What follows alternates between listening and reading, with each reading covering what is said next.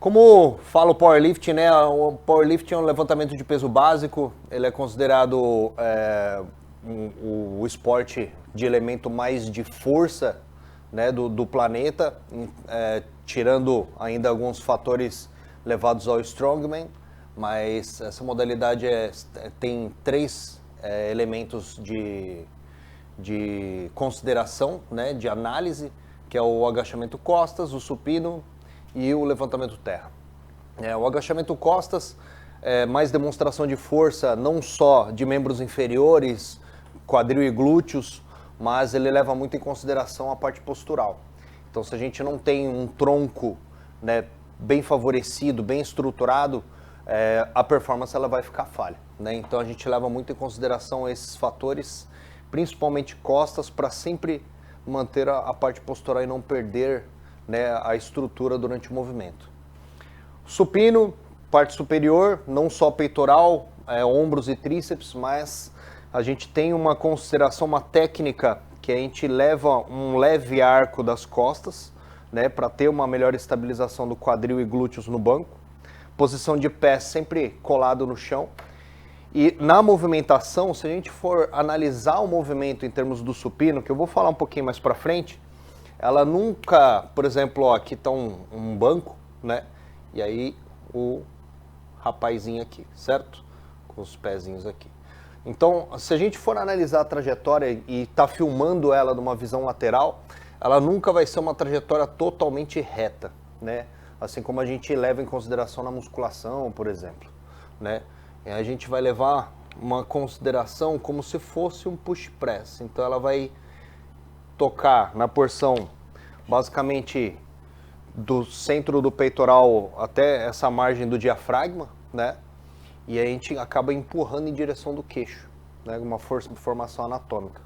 Com base nisso, a gente tem por causa do arco das costas, essa estabilização, o glúteo nunca pode sair do banco, e a gente tem uma contração, né, das pernas, que a gente chama de leg drive, né? Que a gente tira a barra nessa contração, dá essa movimentação horizontal, e a barra, quando está colada aqui, ela ajuda a tirar da inércia. Então a gente já dá um saltozinho aqui do peitoral para cá, né, por mais ou menos um palmo, quase isso, né? Só nessa ação do leg drive, para tirar essa barra da inércia, a gente continuar a movimentação em direção do queixo, né? Então a gente leva isso como performance e a gente tem muita contração, não só da posição da postura, mas ação escapular e grande dorsal para fazer essa movimentação, tá? Então, basicamente, o supino nosso é um pouquinho diferente da ação muscular tradicional que a gente vê por aí na musculação tradicional, né? Nós powerlifters, a gente leva em consideração mais o movimento, a qualidade do movimento, do que ficar preocupado, estar contraindo a quadríceps, estar contraindo o glúteo, estar contraindo todas essas movimentações em termos como se fosse um bodybuilding, por exemplo, né? A gente leva muito mais, a gente faz de tudo para que a qualidade do movimento seja perfeita, para que a gente, assim, desta forma, gere performance em termos de carga levantada, tá?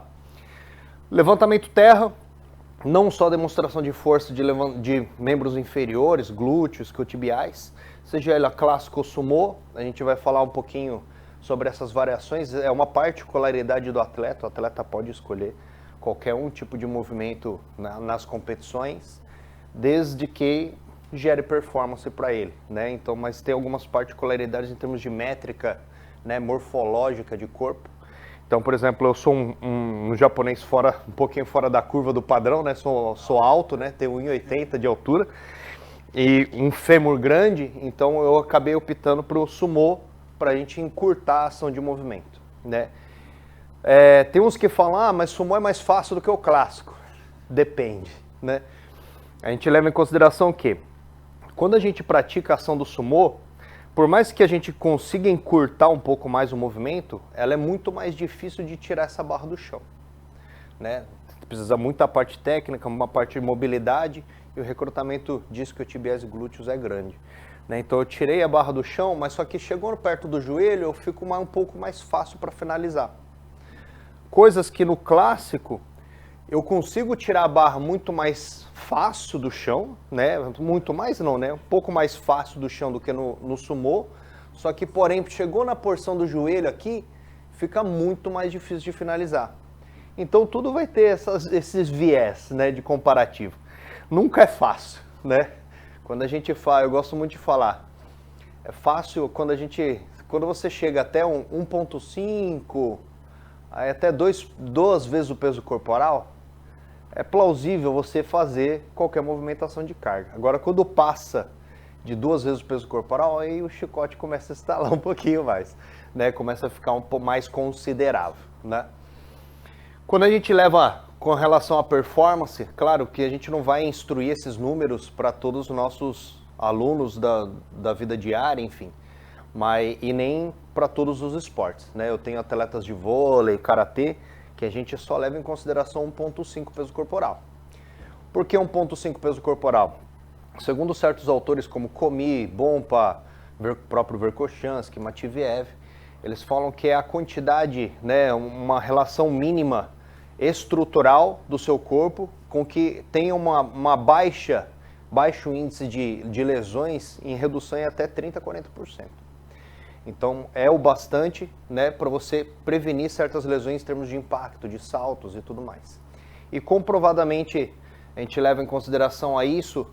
Tem alguns atletas de vôlei, principalmente hoje eu tenho uns 6 atletas de vôlei profissionais, e a gente só conseguiu inibir os índices de lesões depois que eles atingiram essa certa carga, né, de 1.5 peso corporal.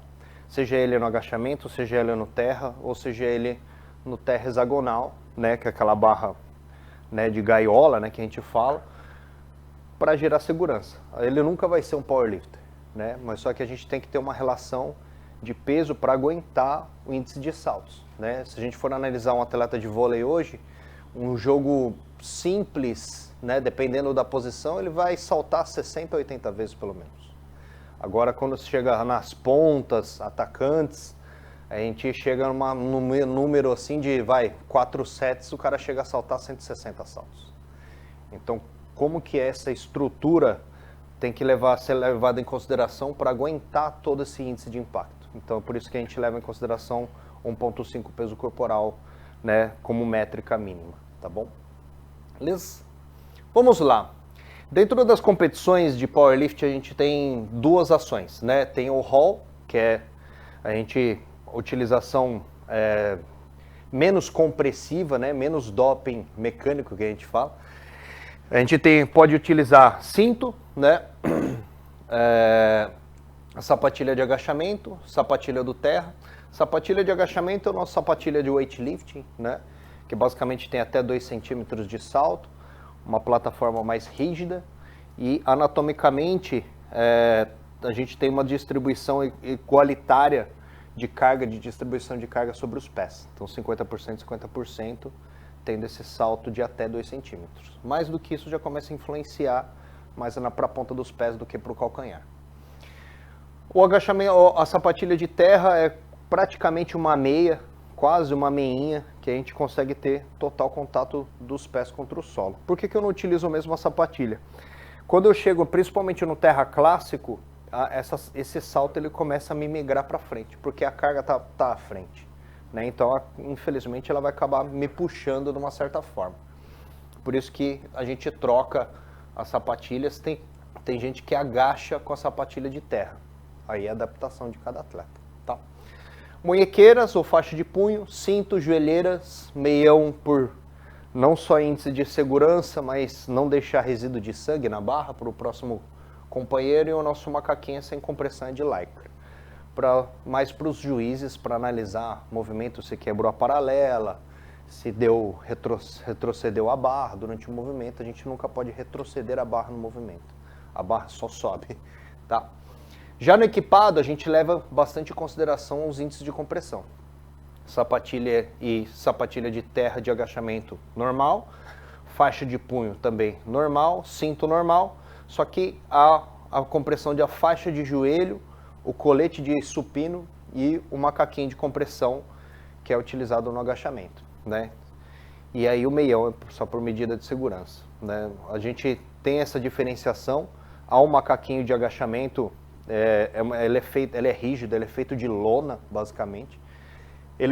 O powerlift começou na história com o equipado e depois foi para o hall, tá? Então, o clássico em si é o equipado.